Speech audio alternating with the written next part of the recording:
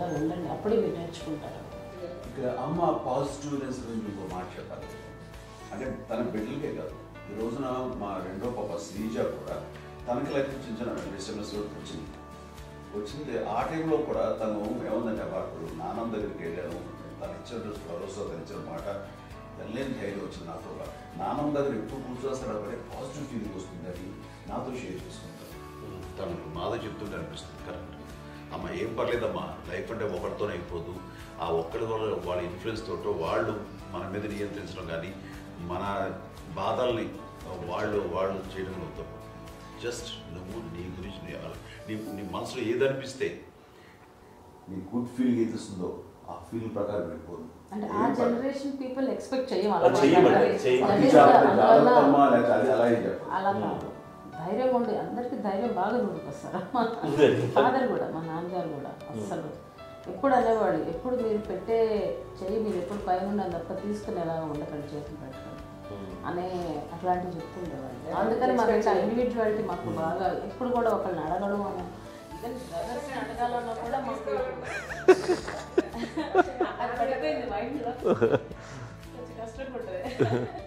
So నాకు అంటే ఆవిడ మా అమ్మ ఏదన్నా కొంచెం డిప్రెస్ అయినా నేను చాలా ఎక్కువ అమ్మకి షేర్ చేసుకుంటే, అన్నయ్య కూడా లేడు. అన్నయ్య ఉన్నప్పుడు ఓకే, లేనప్పుడు నేనే ఎక్కువ షేర్ చేసుకున్నాను. బట్ ద బెస్ట్ థింగ్ మా అమ్మ దగ్గర నుంచి హగ్ అండి. ఈరోజు కూడా మా అమ్మని హగ్ చేసుకోకపోతే అంటే అది నాకు మా అందరిలోనూ, అంటే ఆవిడ పెద్ద చదువుకున్న వ్యక్తి కాదు, పెద్దగా బయటికి వెళ్ళి ఎక్స్పోజర్ కాదు, కానీ ఇవాళ అన్నయ్య కానీ విజయ, మాధవి, నేను, కళ్యాణ్ బాబు ఈ రోజుకి టుగెదర్గానే ఉంటాం.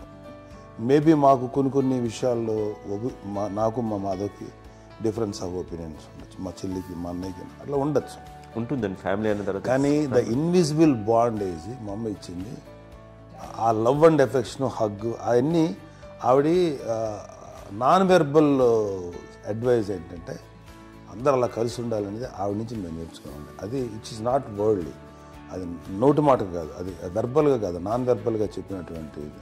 సో అందుకని అది మాకు గొప్ప, మేమందరం ఇప్పుడు అలా ఉండడానికి కారణం, అంత కలిసి ఉండడానికి కారణం, మెయిన్ కారణం మా అమ్మ అండి. అది సో అందరూ ఉండాలనేది మా అమ్మ అడ్వైస్. ఇప్పుడు కూడా నేను ఎప్పుడైనా ఏదైనా ఫీల్ అయినా, అన్నయ్య ఫీల్ అయినా, లేదు నాన్న అట్లా వదుకు, ఇట్లా ఉండండి, ఇట్లా ఉండి, ఇప్పటికీ చెప్తుంది. మేము ఎవరైనా ఎప్పుడైనా మా చెల్లితో గొడవపడ్డా అనుకోండి, నేను అట్లా అనకరా అని, ఎట్లాగా అన్న ఏమో లేదులేమ్మా, ఏదో అన్నాను కానీ ఫీల్ అవ్వకమ్మా, మేమందరం కలిసి, ఆవిడని అసలు టెన్షన్ పెట్టవండి మేము. సో అలా అది ఆవిడ నేర్పించింది, అలా కలిసి ఉండటం అనేటువంటి బాండేజ్ని ఆవిడ తన ఒక హగ్తో చెప్పింది. అన్నయ్య సినిమా చూడండి, జాదూకి చెప్పాను కూడా, అది మా అమ్మ దగ్గరే ఉందండి. శంకర్ దాదాలో చెప్తాడు చూడండి. ఇప్పుడు మోడ్రన్ వర్డ్స్లో చెప్పాలంటే మీ అందరికీ ఆవిడ ఒక వైఫై లాంటిది. Yes, you can say that. Yes. ఇంకొక అడ్వైజ్ కట్టండి, అమ్మ విషయంలో నేను గొప్పగా ఫీల్ అయ్యేది, కానీ చాలామంది పెద్దలు రిటైర్ అయిపోయి విశ్రాంతి తీసుకుంటున్నటువంటి పెద్దలందరూ కూడా ఆచరించే విధంగా ఒక విషయాన్ని నేను గమనించాను. ఇప్పుడంటే నా దగ్గర ఉంటుంది కాబట్టి ఉన్నాను. అమ్మ విడిగా ఇంకొక ఇంట్లో ఉండేది, ఇన్ని సంవత్సరాలు నాన్నగారు దూరం దగ్గర నుంచి ఉండేది. 5 సంవత్సరాలు ఒంటరిగా ఉండి నన్ను బిడ్డలందరూ ఎవరు మా నాన్న వెళ్ళిపోయారు, నేను ఒంటరి అయిపోయాను అన్న ఫీలింగ్ అమ్మకు ఎప్పుడు ఉండేది కాదు. తర్వాత బిడ్డలు వాళ్ళ టైం బట్టి వచ్చి చూసుకుంటే సరిపోతుంది. అది వారమా, నెలక, 2 నెలక, అసలు ఒకసారి రాలేని పరిస్థితిలో ఉంటుంది. 5-6 నెలల పాటు ఇదే ఊళ్ళో ఉండి పక్క విధుల్లో ఉండి, ఎవరి పనులు వాళ్ళు బిజీగా ఉండి, ఎవరి షూటింగ్ వాళ్ళు బిజీగా ఉండి, ఎవరి ప్రొఫెషన్లో వాళ్ళు బిజీగా ఉండి, ఎవరి ప్రొఫెషన్లో వాళ్ళు బిజీగా ఉండి, తన సంసారం తను బిజీగా ఉంటాను. ఒకసారి అమ్మ ఏమీ ఫీల్ అయ్యేది, ఏంటమ్మా రావట్లేదు, అసలు పట్టించుకోవట్లేదు ఏంటి అంటే, అంతేలేమ్మా అని ఇలాంటి నిరసన మాటలు కానీ, ఈసరింపు మాటలు కానీ, లేకపోతే న్యూనతాభావం కానీ ఇలాంటివి ఎప్పుడు అమ్మకు లేవండి. వచ్చారు అబ్బాయి ఏం చేసి పెట్టకుండా చెప్పండి అంటూ చాలా పాజిటివ్ ఉండి, ఇప్పటికీ కూడా తను సపరేట్ కిచెన్ మా ఇంట్లో ఎంతో ఉంటుంది, వేరే కిచెన్. ఎందుకంటే అమ్మకి మోస్ట్ స్ట్రెస్ బస్టర్ వచ్చేసినా లేకపోతే ఏదో రిలీఫ్ ఏంటంటే తన కిచెన్లో కూర్చొని వండుకు తింటాం. వండి అందరికి పెట్టాం. ఇప్పటికే కళ్యాణ్ బాబు అక్కడక్కడ తిరిగేసి ఎక్కడో చేసి నిరసన చేసి అన్ని రకాలుగా చేసి వస్తే అమ్మకి చాలా జాలి. ఆడేదో ఇంక మేము గుడ్లా కష్టపడుతున్నాం కానీ ఆడి ఎంతలో వెళ్ళేదో మీ టీవీలో వాటిలో అది ఎక్కువగా చూపించేసరికి వాడే కష్టపడతారు, మేము కష్టపడలేదు ఫీల్ అమ్మకి. అందులో వాడు రాగానే ఎలా వచ్చావా అని అమ్మ ఎక్కడ కళ్యాణ్ బాబు అంటే ముందు అమ్మను కానీ ఎక్కడ కళ్యాణ్ బాబు తను ఎక్కడ ఉంటాడు ఏముంటాడు తెలుసు. అది తెలిసిన తర్వాత ఎక్కడ తను వాడికి ఇష్టమైన బిర్యానీ అవి చేసి చక్కగా పంపించి అన్నీ చేస్తున్నాడు. అట్లాగా బిడ్డలకి పెట్టడమే తప్ప బిడ్డల నుంచి ఈ వయసులో ఎక్స్పెక్ట్ చేయడం లేకపోగా కొంచెం పట్టించుకోవట్లేదు అనే ఒక న్యూనత భావనలోకి వెళ్ళిపోయి సైకలాజికల్ డిప్రెస్ అయ్యే మదర్ మొత్తం కాదు. ఆ రకంగా మాకందరికీ భరోసా. మేము కూడా పెద్ద అయినా బిడ్డలు వాళ్ళ ప్రవృత్తి ఉద్యోగరీత్యా వాళ్ళు రీత్యా వాళ్ళు దూరం అయిపోయి మనల్ని చాలా కమ్యూనికేషన్ గ్యాప్ వచ్చినా సరే బిడ్డలు నాకు దూరం అయిపోయి పట్టించుకోవట్లేదు. ఇలాగే చూసావా వెళ్ళి ఎంత ఇదిగా వదిలేవాళ్ళు గురించి ఇప్పుడు ఏమైపోయాను అన్న ఇంత పిక్చర్ బాధపడలేదు వాళ్ళకి అంటూ నెగిటివ్ సైడ్ ఆలోచించే విధానం లేనే లేదు. అది మా అందరికి ఎంత కంఫర్టబుల్ అంటే అంతే కదా. నేను చూసుకోకపోతే మాధవ్ చూసుకుని మాధవ్ లేకపోతే నాగబాబు వెళ్తుంటాడు కడియడం వల్ల మా విజయ్ చూసుకుంటున్నది సరే నాకు కళ్యాణ్ బాబు తను చూసుకుంటుంటాడు. ఇలా ఎవరో కూడా వెళ్తూ ఉంటాం. అమ్మ మాత్రం అది వెరీ గుడ్ హెల్దీ. నేను చాలా మంది తల్లిదండ్రులు చూశాను, వాళ్ళు చాలా ఇబ్బంది పడుతుంటారు. పట్టించుకోవడం మేము అర్థం చేసుకోగలము కానీ వాళ్ళు వస్తే బాగుంటుంది కదా అనేది ఉంటుంది. ఫీల్ అవుతారు. అలాంటి ఫీలింగ్ ఏం లేదు. పైగా బిడ్డలు వస్తే వాళ్ళు ఏం చేసి పెట్టాలా అనే ఆలోచన ఉంటుంది. అది వెరీ హెల్దీ. చాలా మంది ఆచరించాల్సిన ఒక విషయం. చిన్నప్పుడు అన్ని ఆనందాలేనా, మర్చిపోలేని దుఃఖాలు కూడా ఏవైనా ఉన్నాయా? అమ్మ చెప్పాలంటే ఓపికకి గృహిణిగా తన బాధ్యతలు నిర్వర్తించడానికి అండ్ అన్ని రకాలుగా టేకింగ్ కేర్, దీనికి ఒక మంచి ఉదాహరణ నేను చెప్పగలను.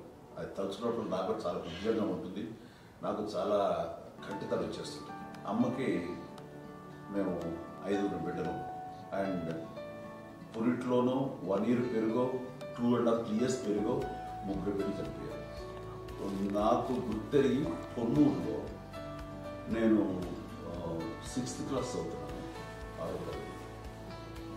అప్పుడు ఒకటి ముందు అమ్మను కానీ ఎక్కడ కళ్యాణ్ బాబు తను ఎక్కడ ఉంటాడు ఏముంటాడు తెలుసు. అది తెలిసిన తర్వాత ఎక్కడ తను వాడికి ఇష్టమైన బిర్యానీ అవి చేసి చక్కగా పంపించి అన్నీ చేస్తున్నాడు. అట్లాగా బిడ్డలకి పెట్టడమే తప్ప బిడ్డల నుంచి ఈ వయసులో ఎక్స్పెక్ట్ చేయడం లేకపోగా కొంచెం పట్టించుకోవట్లేదు అనే ఒక న్యూనత భావనలోకి వెళ్ళిపోయి సైకలాజికల్ డిప్రెస్ అయ్యే మదర్ మొత్తం కాదు. ఆ రకంగా మాకందరికీ భరోసా. మేము కూడా పెద్ద అయినా బిడ్డలు వాళ్ళ ప్రవృత్తి ఉద్యోగరీత్యా వాళ్ళు రీత్యా వాళ్ళు దూరం అయిపోయి మనల్ని చాలా కమ్యూనికేషన్ గ్యాప్ వచ్చినా సరే బిడ్డలు నాకు దూరం అయిపోయి పట్టించుకోవట్లేదు. ఇలాగే చూసావా వెళ్ళి ఎంత ఇదిగా వదిలేవాళ్ళు గురించి ఇప్పుడు ఏమైపోయాను అన్న ఇంత పిక్చర్ బాధపడలేదు వాళ్ళకి అంటూ నెగిటివ్ సైడ్ ఆలోచించే విధానం లేనే లేదు. అది మా అందరికి ఎంత కంఫర్టబుల్ అంటే అంతే కదా. నేను చూసుకోకపోతే మాధవ్ చూసుకుని మాధవ్ లేకపోతే నాగబాబు వెళ్తుంటాడు కడియడం వల్ల మా విజయ్ చూసుకుంటున్నది సరే నాకు కళ్యాణ్ బాబు తను చూసుకుంటుంటాడు. ఇలా ఎవరో కూడా వెళ్తూ ఉంటాం. అమ్మ మాత్రం అది వెరీ గుడ్ హెల్దీ. నేను చాలా మంది తల్లిదండ్రులు చూశాను, వాళ్ళు చాలా ఇబ్బంది పడుతుంటారు. పట్టించుకోవడం మేము అర్థం చేసుకోగలము కానీ వాళ్ళు వస్తే బాగుంటుంది కదా అనేది ఉంటుంది. ఫీల్ అవుతారు. అలాంటి ఫీలింగ్ ఏం లేదు. పైగా బిడ్డలు వస్తే వాళ్ళు ఏం చేసి పెట్టాలా అనే ఆలోచన ఉంటుంది. అది వెరీ హెల్దీ. చాలా మంది ఆచరించాల్సిన ఒక విషయం. చిన్నప్పుడు అన్ని ఆనందాలేనా, మర్చిపోలేని దుఃఖాలు కూడా ఏవైనా ఉన్నాయా? అమ్మ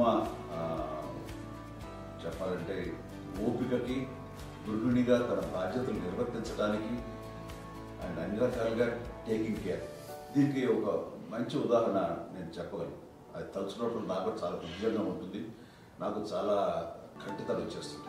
అమ్మకి మేము 5 బిడ్డలు అండ్ పురిట్లోనూ 1 year పెరుగో 2.5 years పెరుగో 3 బిడ్డలు చనిపోయారు. నాకు గుర్తెరిగి పొన్నూరులో నేను 6th class చదువుతున్నాను. అప్పుడు రమణ అనే